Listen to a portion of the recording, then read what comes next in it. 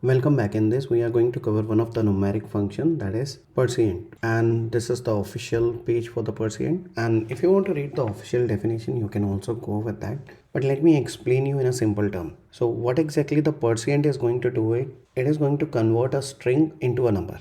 Simple. Just remember this thing, from string it is going to convert into a number. Mainly we are going to use the parseint to avoid the human errors. Let me explain this thing in the Visual Studio. Let's suppose if I have a variable, okay, variable, and let me write it down like the variable name is EC2 count. Now I'm going to have a default value and I will give something like 3. Now this variable seems fine, absolutely fine, there is no problem with that. But here if you see 3, this is a string, this is not a number. If we need to write in a number, we are going to write it like this, not in the column. So this is the number, but sometime we are going to do mistake like where we are going to give number as a string.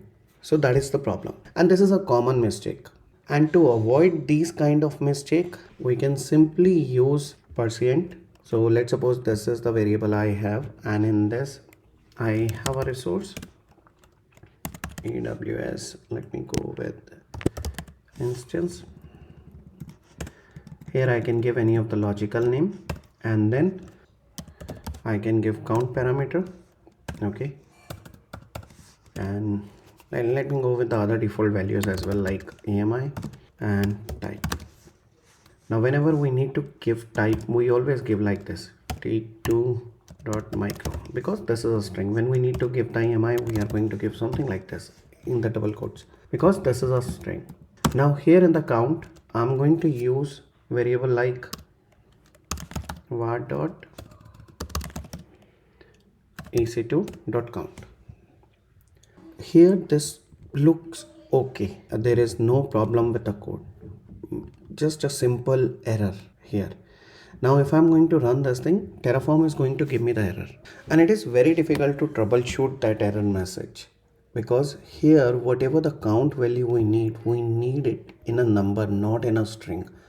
But here in the variable we are getting a string, so we can easily avoid this by just adding one parameter name, that is parseint, something like this.